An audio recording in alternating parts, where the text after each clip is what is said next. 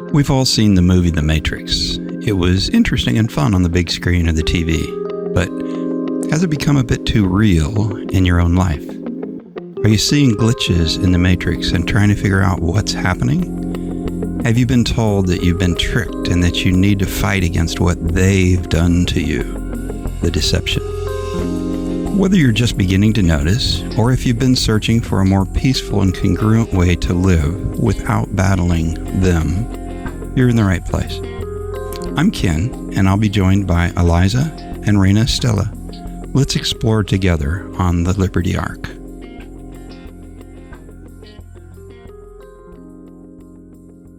Okay, folks, welcome back to the Liberty Ark Podcast. We're on episode number 16 here with Eliza and Raina Stella, and I'm Ken. Nice to see you guys. How you doing? I'm going to leave it up to you. I am doing really good. Glad to be here. Happy to be here with you guys. And likewise, so happy to be getting into episode 16. So, hello, Ken and Raina Stella. Hello. So we're going through a book and discussing it. And it's called The Great International Heist by Rebecca and Jonathan Rodrigues. And we've been going through chapter by chapter. And I have to say, many of us so desire a more justice-based world, I have to say.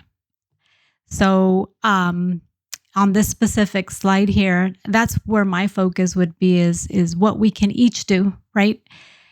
In moving in that direction, because we've been discussing that we are in a way doing it ourselves for us, our immediate family and household, reaching out to, now our local community.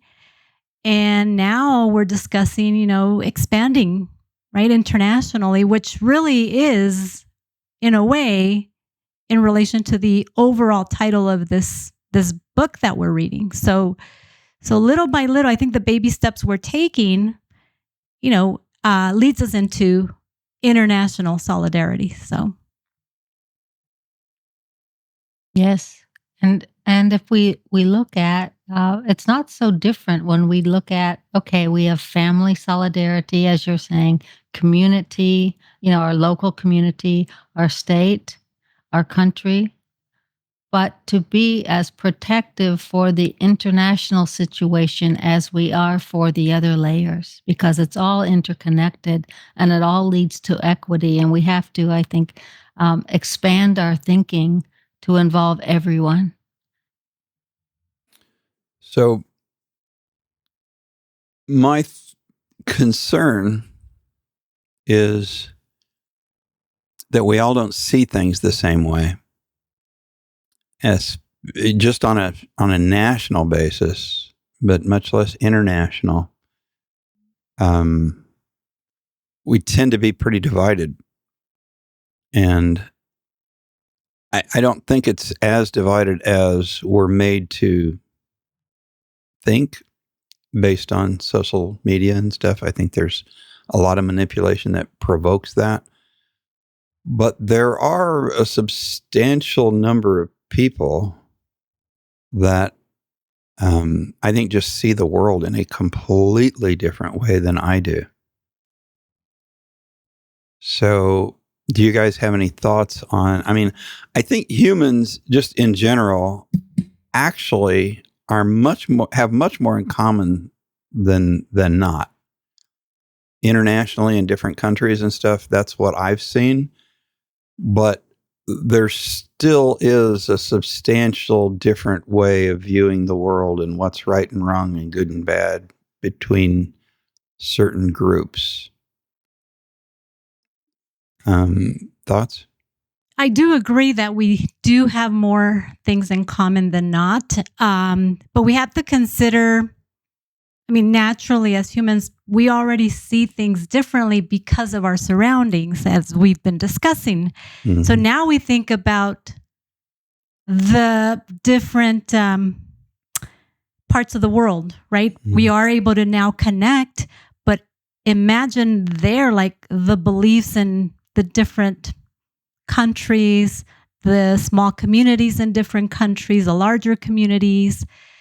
I mean, naturally, since we're all very unique individuals, naturally we see things differently. Imagine once we start, receiving information from the different medias, right? The different methods where it does influence to even, look at things even further different than other people in other areas.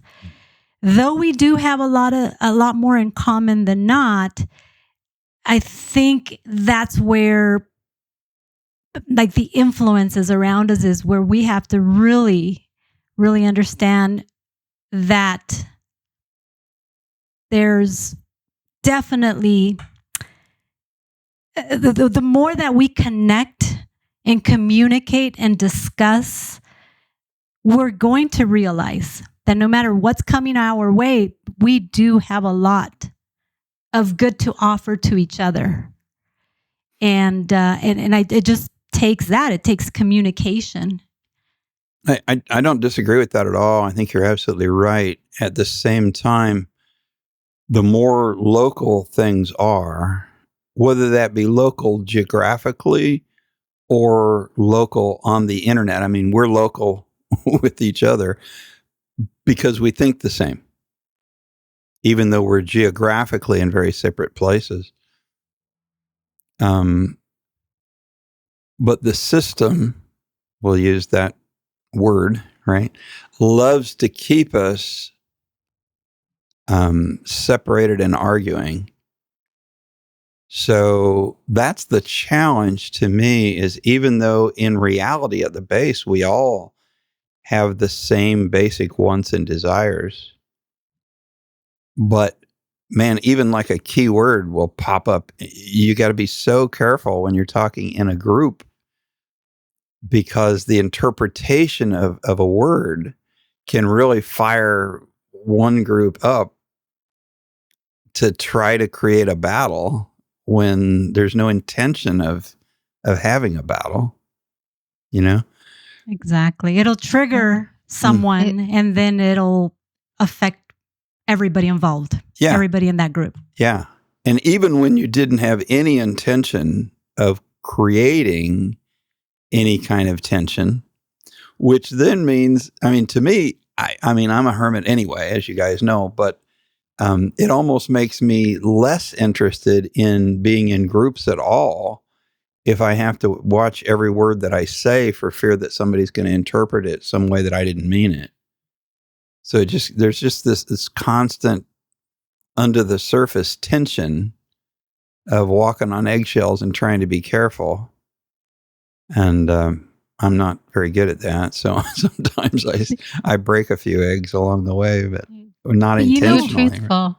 I think that's exactly where I was thinking on those two levels, Ken, that we have, on the one hand, we have the system needing to keep us divided and distracted from what might be really going on nationally, internationally.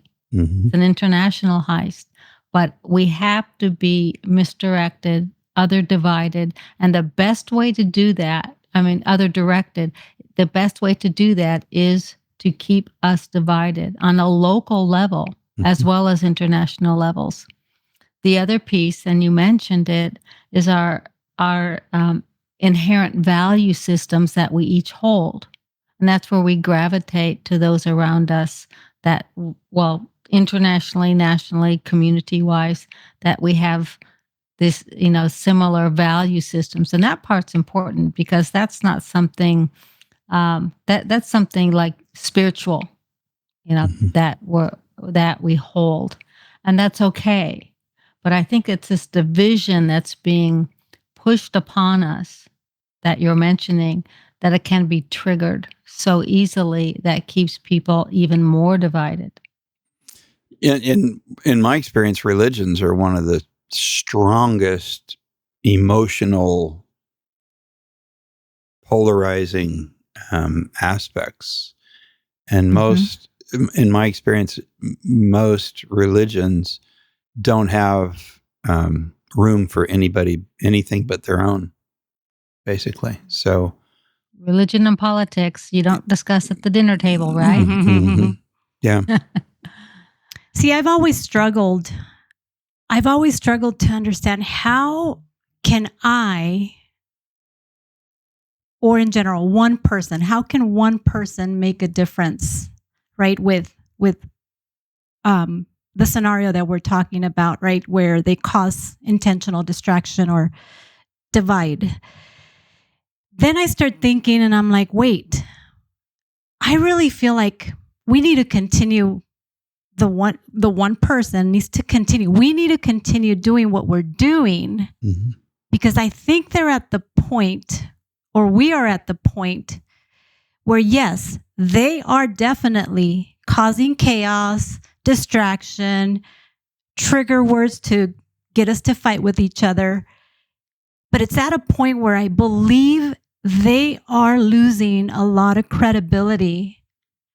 And I almost want to use the word, though they are probably being successful with some, I think the mass majority of us, I think they're failing with us.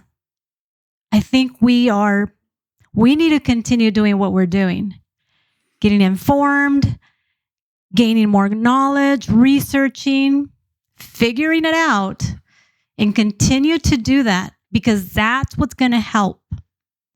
That's what's going to help us in our immediate homes, in our local community, and as we expand, reaching out to people that are international, in different parts of the world, in order for us to continue reaching towards that, justice-based world, we need to continue what we're doing. Even this discussion on this book, all the information we talk about here, there's key phrases, key words that will get us to continue moving in the right direction. And very often I do struggle saying, how are we going to get there? But we're doing it. We just need to continue. Resilience, we need to move forward and continue doing what we're doing. And I lean toward be the change that you want to see. There's some people that are really good at going out and speaking and talking and influencing other people. I don't really fit in that category. And so kind of my mission is to be that change myself, which is sometimes very hard because it's easy for me to get drawn into battles and arguments and stuff, and you have to just back off sometimes and go, wow, wait a second, that's not what I really want to bring to the world. But don't get me wrong though, Ken. What you're doing, you need to keep doing what you're doing. Right. Does that make sense? Right. Yeah. Because everybody has their own gift and brings their own approach and should value that and hone their own skills. Yeah. Because in my mind I was like, okay, so what can I do? Right? What's one thing I can do that I maybe might be able to impact in my own way, right? And I'll keep doing what I'm doing. Again, I'm learning. I'm gaining more knowledge and so forth that I didn't have 18 months ago. But even like the awareness, right, and having an action plan of how we can make a difference. As I was asking a couple podcasts ago, is like, how is it possible to, locally, right? Like the community bank, right? That I was asking about. Today, I'm looking at, okay, how can I make a difference? And maybe it is that just that one step of finding a local provider, right? To sell me the vegetables or the eggs, right? That local farmers market that we talk about. That is awareness. That is action. That is something that I can do to start making a difference again, I'm only one person, but it's those discussions that we have that will start expanding as we talk to our neighbors or we talk to our family members. Maybe it's not even a local provider of coffee. You guys love coffee, right?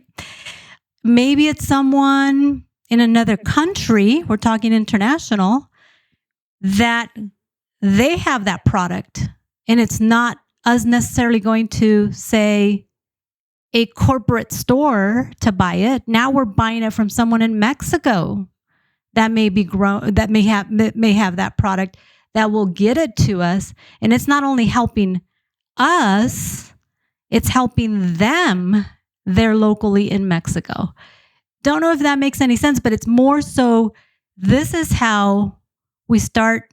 One person can make a difference is by start taking those baby steps, the action plan of helping brothers and sisters internationally, get ahead in life, possibly even retain local Mexico workers to produce that product to get it to us. I find that that's, in a way, a solidarity action plan that we can, possibly implement. Again, one person, and then it starts expanding. And those are excellent points, how we can create a different level of commerce, okay, that is for the good of us. I think also when we talk about how the system is trying to divide everyone, it's perhaps we go forward in kind of the way I was blessed to have knowledge of is we look for ways to love in an agape sense, okay? That we are looking for ways to be unifying versus dividing. And how do we do that? A lot of it is by listening. Don't talk about these inflammatory subjects, okay? Everybody has either family or interests or what interests you. Because one of my favorite sayings is people need to know you care before they care about what you know.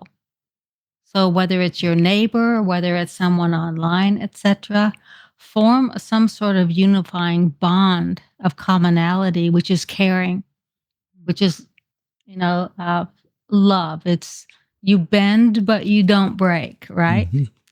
So let's perhaps we focus on that, and we could do that at so many levels. And it's not easy because sometimes you just have to not talk and listen. I find that it's easier for me to accomplish that person to person. Online, I tend to be only communicating with people that I know already think the same way I do. I've got more control over who I communicate with online. But in real life, in physical location, like in my office and so forth, I get a lot of more people that don't necessarily think the same way I do. And so I have to interact with them. And my approach is generally to go with the Socratic method as much as possible.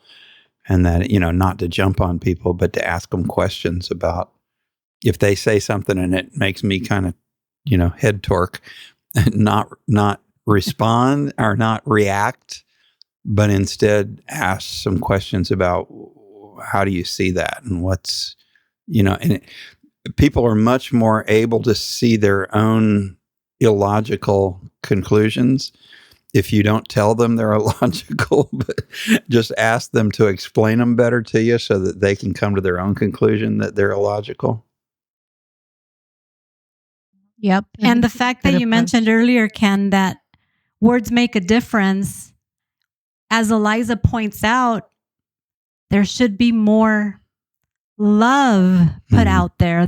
The words, right? Like more caring, more listening. I think that's perfect because it is true. The majority of people react before anything. And that's where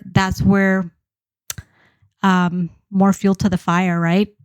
they're reacting. And if you've invested a lot in learning things, the tendency is to want to barf that information up all over everybody that you see. And they may not have an interest in it. They maybe have a belief system that's completely opposite. And it doesn't assist anybody by giving them too much information. But it's hard not to do that. But you can watch the glaze in their eyes and go, maybe I'm going too far here. Exactly. I've been guilty of that. And you can tell when someone basically, they need to know you care before they care about what you know. Mm-hmm. But on top of that, that's not their thing. Yeah. That subject, etc. And you're back to asking questions. What do they care about? But yeah, that's very easy. Even if you're trying to be helpful, Mm-hmm. sometimes it's just too much help. Yeah, sometimes we have an emotional investment in the concept, and we have a need for them to buy into what we're saying, where we should just be comfortable with knowing what we know and available to help, but not needing for them to need or want our help. That's right. So Eliza, envision what you said about love. Can you imagine the small acts of one person then multiplied by the amount of people on social media? Like that force, right? No system would be able to control. Except the bot system. Because so much of the interaction on social media isn't even people. Actual people. Mm-hmm. Yeah. All right, we'll have to figure that one out. And it's a huge percentage. And ChatGPT responds to human emotion by patting you on the butt and making you feel good. But I don't think the bots on social media do. I never even... Eliza, I know you're really good about reading comments and stuff. Whenever I send you something, you always look at the comments. Always. I don't, hardly ever, unless I'm reading the thing and going, I don't buy this. Let me see if anybody has a reaction to it, You learn a lot from the comments, though. I bet so, yeah. Oh, yeah. That's where the meat for me is, because if someone is putting out an initial post, and it could be biased, it gets torn apart, and either gives it some validity or saying this is a bunch of foo-foo dust. Yeah, see, and I like hearing that. And some of it's just entertaining to see what people have. Yeah, I just always assume that the responses are probably going to be spam from bots. But some of the stuff you come up with is really, really good, useful data. But I also have to say, going back to the international solidarity, don't you guys feel like by default, people with the same ideas usually like find each other. We align somehow.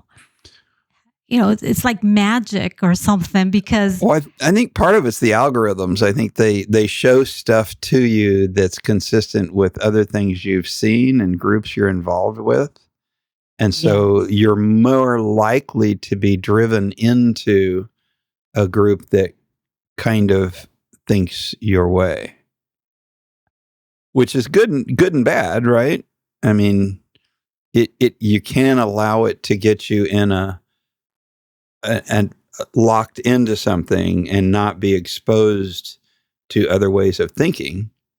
At the same time, it's helpful to be within groups that think similarly. So, I mean, I can see both sides to that, but the arguments and stuff usually come from the oppositional kind of things when you get two people together that feel completely differently about something.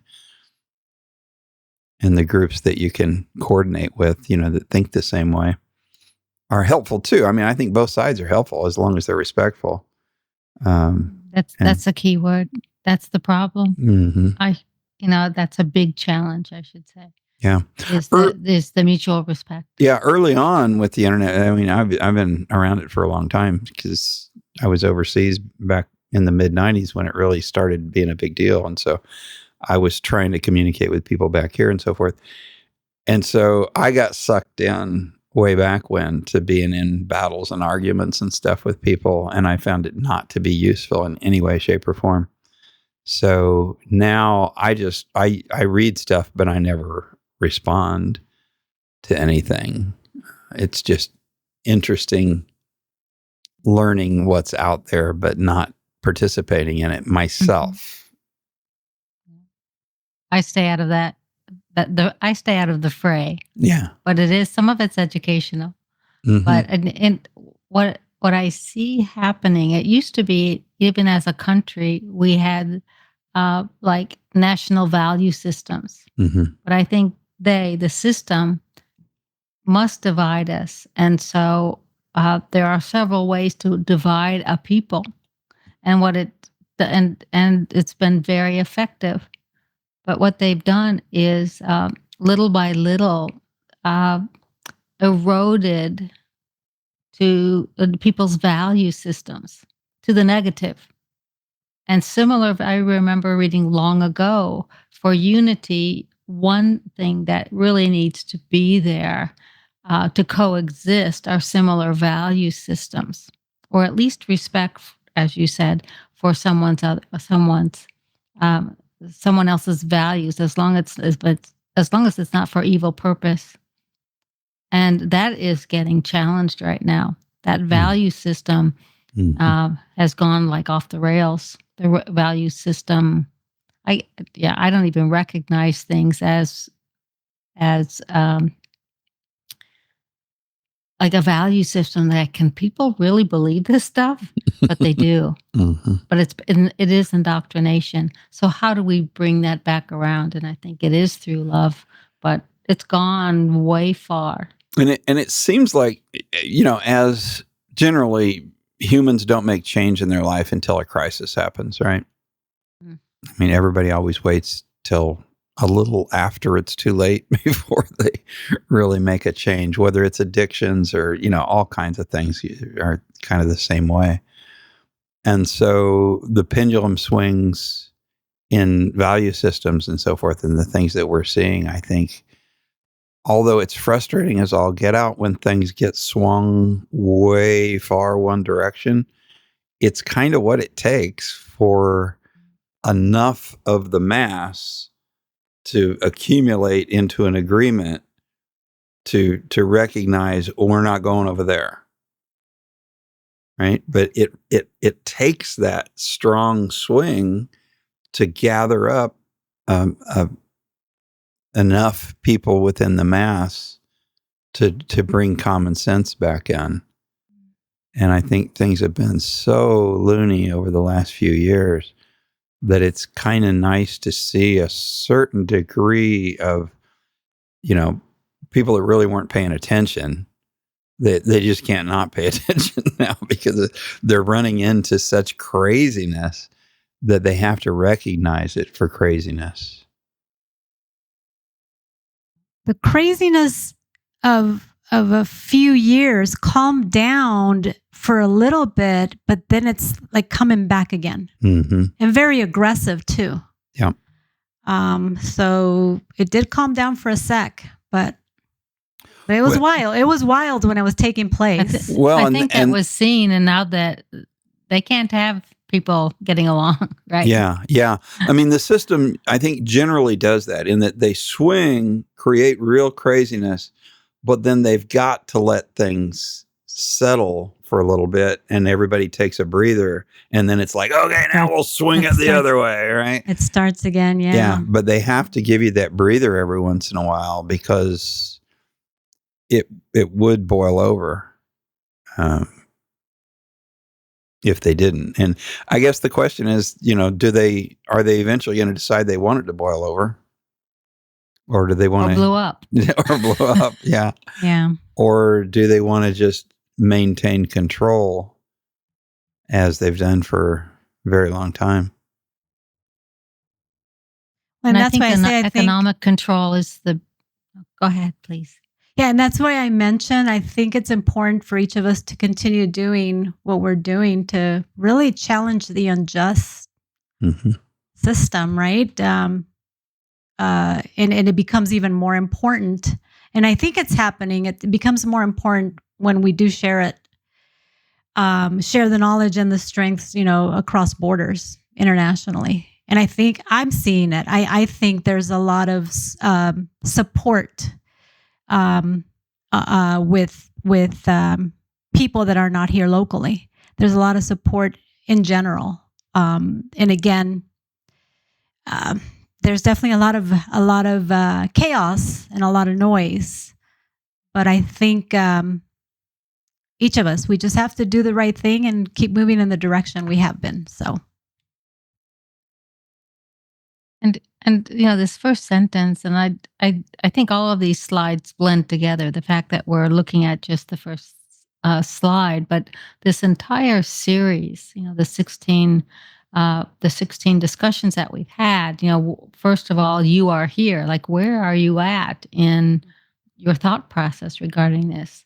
But economic and legal liberation. Okay, that's ultimately where we will. This book is guiding toward an invitation to invite people to learn more about economic and legal liberation, because it takes some learning and it takes some skill set and does not compromise the value system. But those are foundational, those two things. And the you are here part is really, really important, because I think most people don't even understand that they don't have economic and legal liberation, or that that's even possible.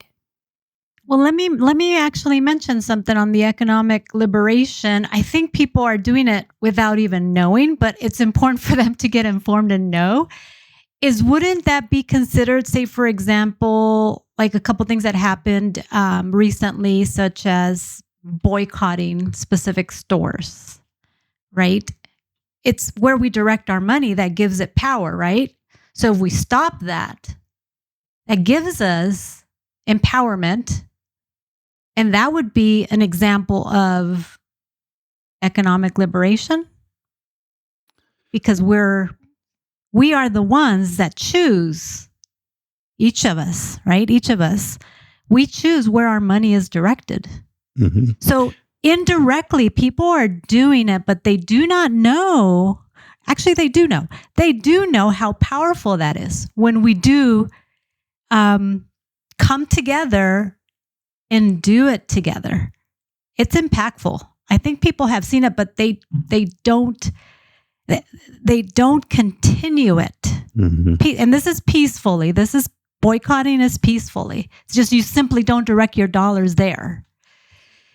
But the system has made it really difficult by corporatizing everything into larger and larger and larger corporations, where you really don't have a lot of choice for many products. You have to really work at it. I mean, you can, but you have to work at it. It's not easy. And therefore, people get all wired up and emotional about something and put the energy into getting things from another place because they got mad at some place. But then they get over that emotional thing, and it's so convenient to go back and buy at that box store that it just doesn't have a lot of long-term impact many times. Short-term, yes. But the system being built on these international corporations makes it really, really hard. And you have to have a commitment to persist with putting your economic backing behind more independent kind of organizations. We can do that even, getting online and buying from the small businesses. I mean, thank goodness the internet doesn't just allow for the Amazon purchase. It allows for the little, but you're like, what? Something besides Amazon exists? It's like, I know. Oh, Walmart too. That's right. And Walmart. But when we're talking about legal and economic liberation, okay? We have a legal system that is mandating a lot of economic constraints. We don't have to go into taxes and whatever, what we're having to pay. But the system is keeping in itself beyond where we shop and support. The system itself, I think, like Rebecca and Jonathan, I believe, want to help some education on how that system works, and that even from a legal and economic standpoint, social media, programming aside, that we have choices from in that legal and economic tied in world of how we ourselves can operate for more freedom. And it sounds a bit cryptic, and probably what I'm saying, I know you both, Ken and Raina Estella, know what I'm saying. But there are some pretty big choices available to us that I never could have imagined that were opened up. And it did take some study and education, but it's very empowering. And that's where ultimately we want to go. Yeah, and that's difficult because you don't know what you don't know.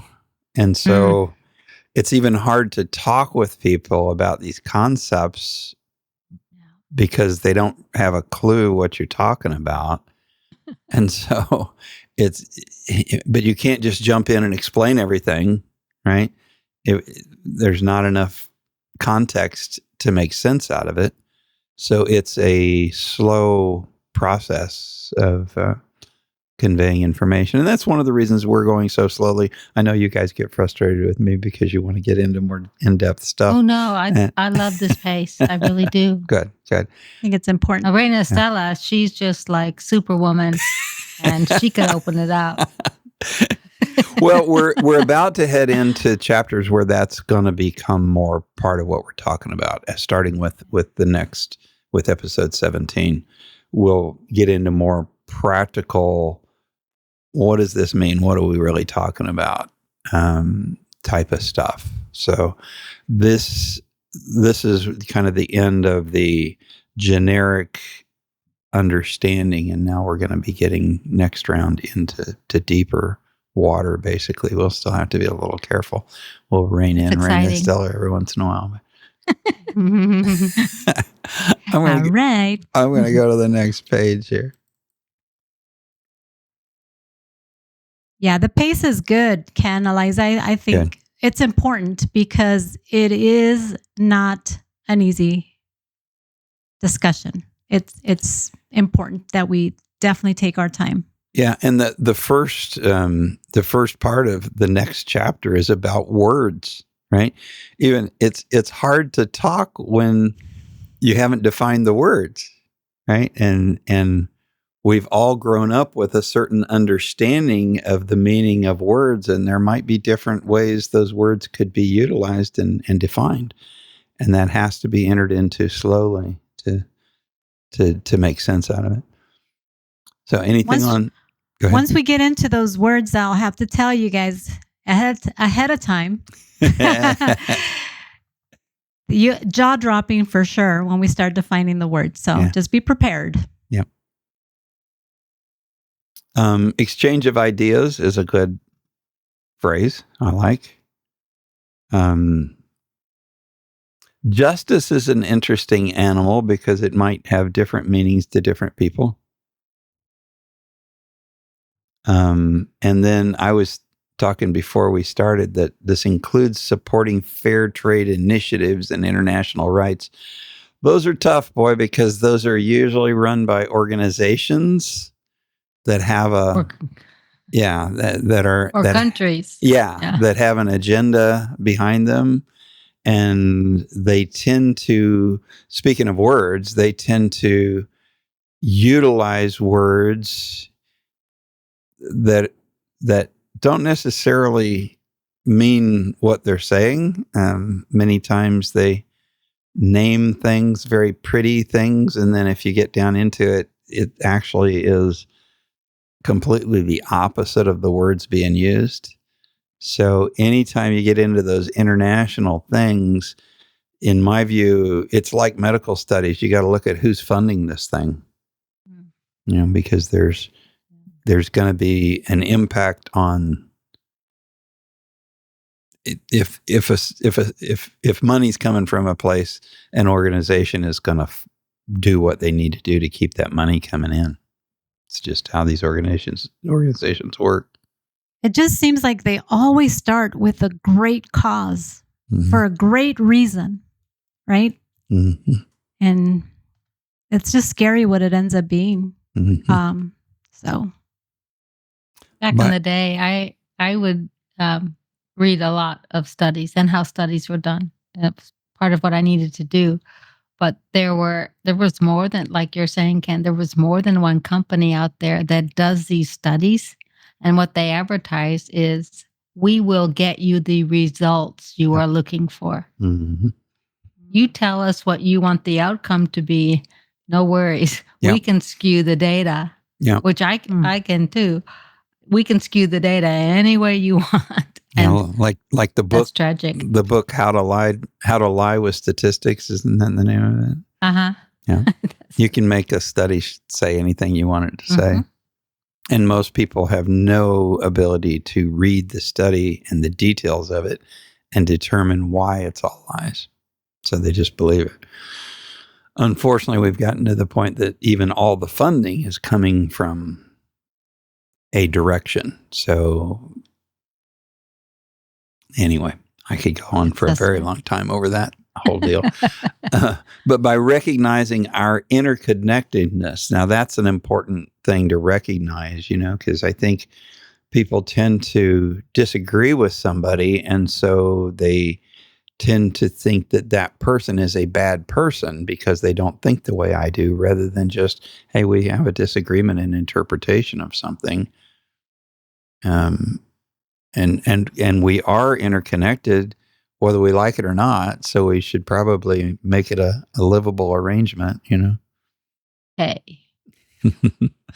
Power of vision, envisioning a future free from financial and legal bondage. Holy smokes. How crazy a thought is that? Can inspire individuals and communities to take action.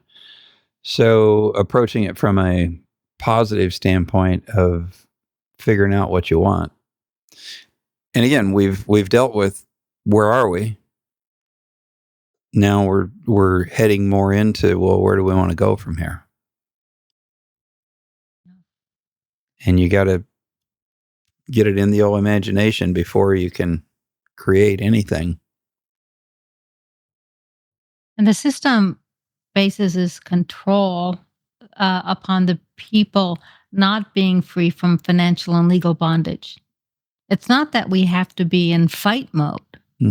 But I think we have to be in awareness mode of like, no, do I accept that? And am I willing to learn how I don't have to accept that?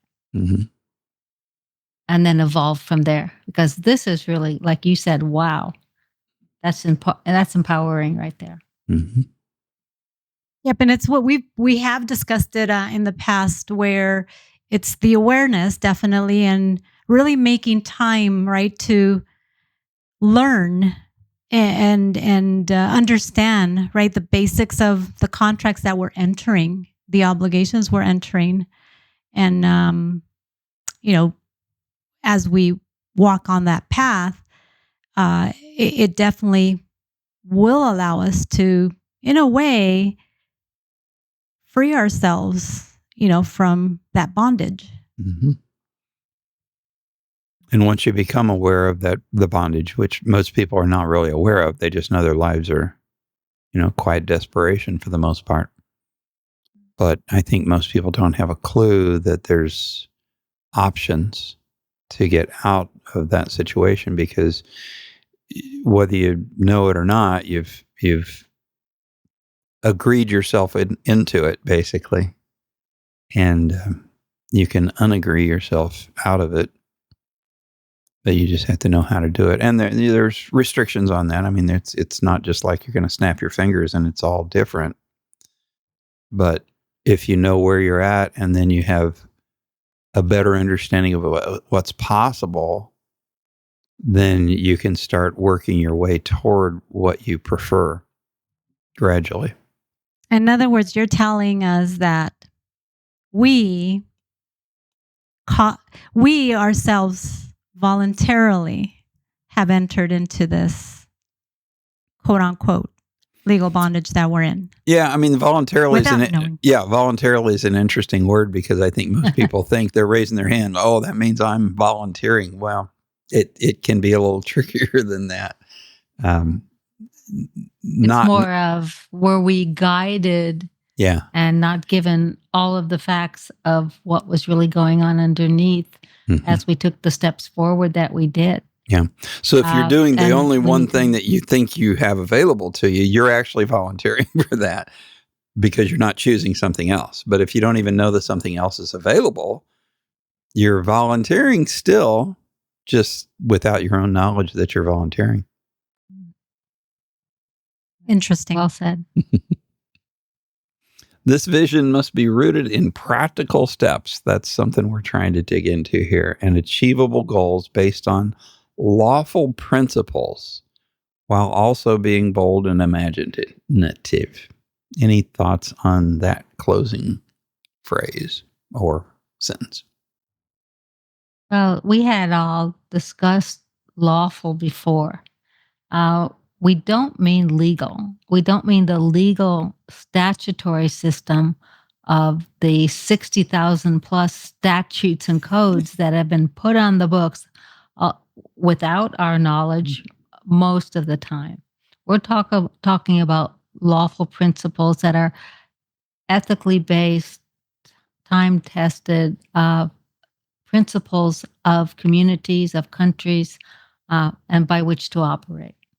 Very different. And that's another thing we'll be learning a lot about as we go forward is the difference between lawful and legal. Yeah, lawful principles, pretty much any reasonable group of people could get together and agree upon. But legal silliness, not so much. And it's that legal side that is actually creating the financial and legal bondage that we've been talking about.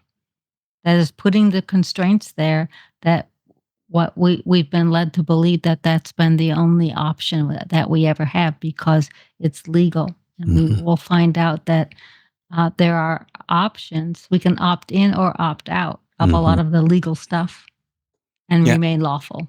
And the constraints are artificial, which is another word we'll get into later too. While also being bold and imaginative.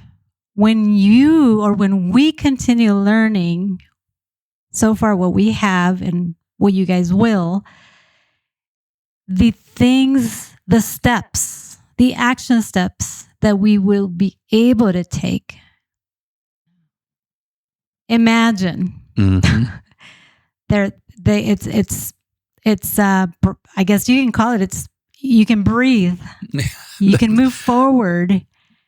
That you will be relieved. You can breathe. That's the word I use for it. Yeah, because whenever you feel just constricted by all the stuff, it's hard to breathe. And once you realize you don't need to be constrained by all that stuff, you're not doing anything bad. You're not doing anything wrong. You're doing things lawful, but not constricted by all the this, that, black, white.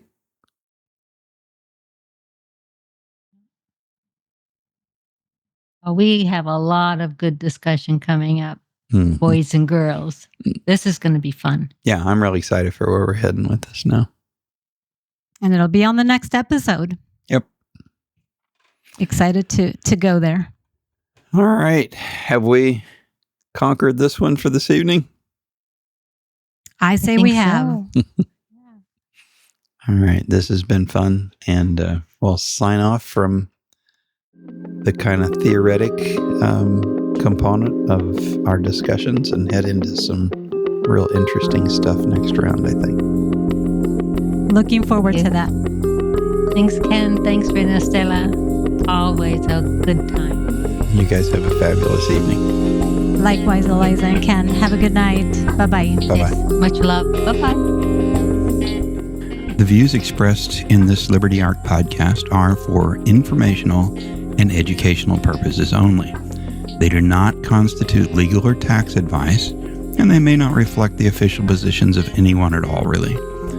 We want to express our appreciation to the authors of the unpublished manuscript titled The Great International Heist, on which the Liberty Ark podcast is based. Rebecca and Jonathan Rodrigues, the authors, provide courses that go into much greater depth and are available at libertyarkpodcast.com/white rabbit.